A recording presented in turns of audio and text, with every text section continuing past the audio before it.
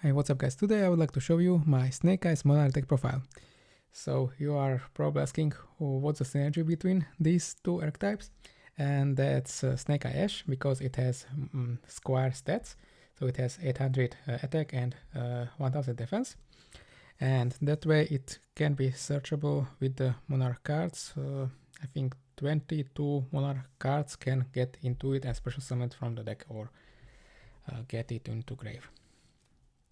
So for the Snake Eyes, I play 1 Ash, 2 Poplar, 1 Flamber, 1 Diablo Star, the Black Witch, 1 Diablo Star Vengeance, 3 Wanted, 1 Dramatic Chase, Snake Eye Chase, 1 Subversion, and 1 Silvera. So this engine gives you more explosive plays and also more defensive plays thanks to the Silvera, and also a lot better follow-up, because if you end on the floodgates, your opponent can break it with one ball breaker, but with this engine I usually want to end on Diablo Star that sets the Silvera, and Silvera can protect me from any ball breaker. So how this, I will show you the Monarch portion and afterwards how this works. Next, I play 3 Tessera, the Prime Square. This card, if this card is sent to grave, I can special summon a monster that has 1000 defense and 800 attack. So I can summon Ash from the deck, or I usually summon Idea, and Idea can special summon another monster with that stats from the deck. Next, 2 Eidos. Eidos can also special summon these stats from grave, and all these cards has additional effects. Tessera can give me an additional tribute summon from hand if this card is on the field. Also it can be special summon from the hand. That can get me back one banished Monarch spell or trap from banished pile, and Eidos gives me also additional tribute summon. Next, I play 3 Erebus and 2 Ether. So these two monsters, if they are summoned, I can send 2 Monarch spell traps from deck to grave, so I can set up my grave, and also Erebus can rip one of my opponent's card from field, hand, or grave and shuffle it back from to the deck. It doesn't target, so if your opponent has an interruption, it has to use it on this card because it can lose it. And either can special summon a Monarch from deck, and also it can be special summoned during my opponent's turn. Next, 3 Eidos. This is another new support from Duelist Advance. This card can on summon add a Monarch spell trap or one monster with 2800 attack and 1000 defense, so the big Monarchs. And also it can be special summoned from grave or added back from grave. And this effect on summon triggers also on special summon, so if I put it into back row with Flamber, I can special summon it during my opponent's turn and get an additional search. So either I can get a follow-up card, or I can search the Ether, and Ether can be tributed during my opponent's turn. Next, for the Monarch spells, 3 Rebellion. With this card I can discard a card and reveal 3 monsters with the square stats or the Monarch stats and send them to grave.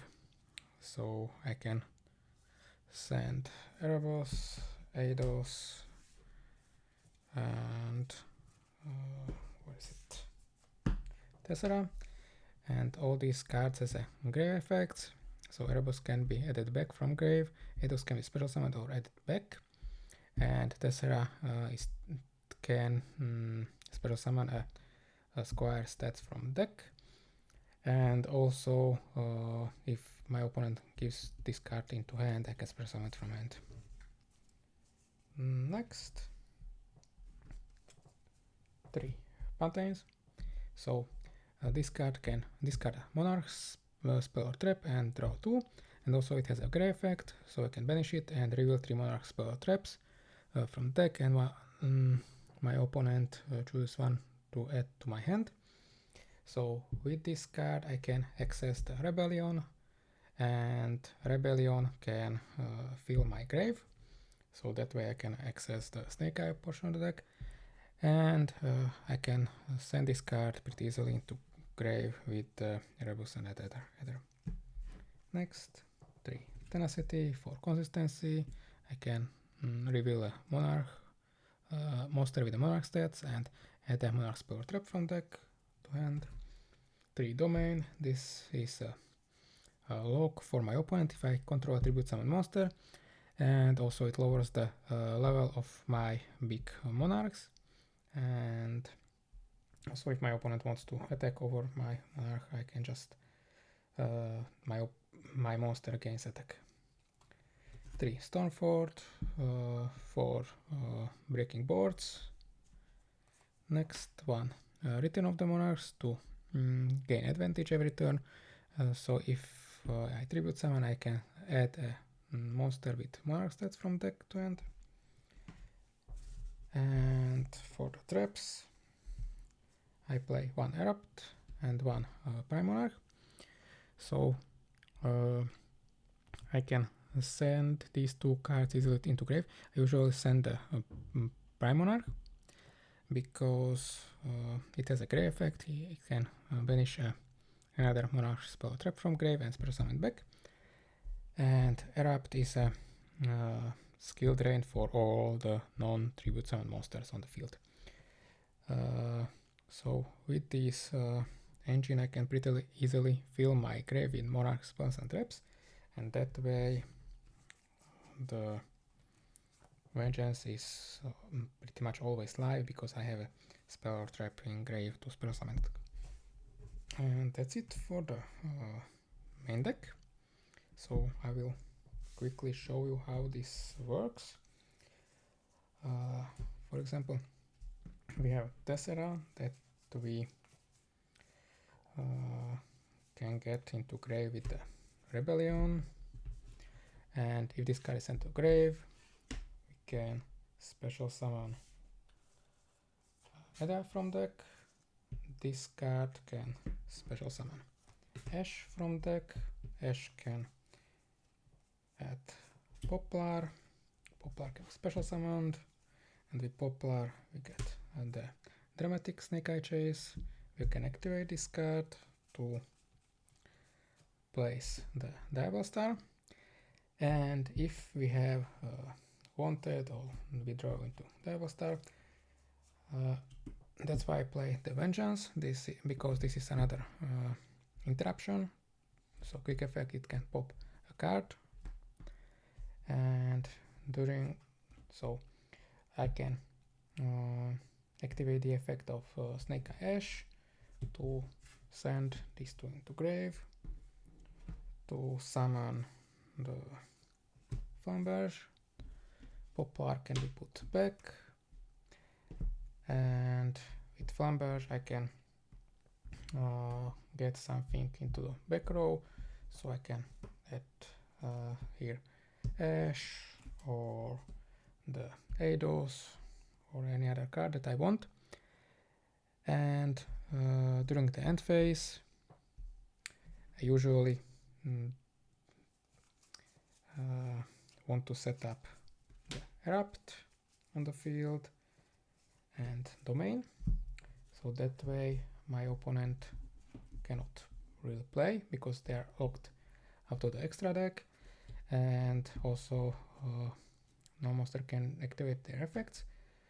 So during my opponent's turn during the end phase, activate the chase effect, banish this card, special summon Duelist. Duelist effect activates, sets the Silvera, and during my opponent's turn, if my opponent has a board breaker or any card that has a way to get rid of the domain or the erupt, so I can activate the Silvera, send the Duelist into grave, activate the Duelist, special summon it back by sending, for example, Poplar, and with Duelist I can set wanted, and that way I have a follow-up, and also I can recycle back next turn the Silvera, and also I can activate the Flamberge effect, special summon the Eidos. With the Eidos I can add, for example, Ether into hand, and after all of this I can also place back Poplar if I want to, or I can leave the Poplar in grave. So if my opponent removes the Flamberge, this goes into grave. I can special summon back these two monsters, and these two will trigger and add me another cards to hand. And after that, if my opponent has any other interruptions, I can activate the erupt. Everything that is not tributed will be negated. Of course, this doesn't work if I don't have a tribute summon monster, but usually after my turn 1, I usually have at least one Erebus tributed, because with the Rebellion I would send it into grave, so I can discard a Monarch spell from hand to add it back and tribute summon over something. And that's it for the deck profile and explanation of the combo. Let me know in the comments what do you think about this deck, and if you want to see any other decks, let me know. Thanks for watching and see you next time.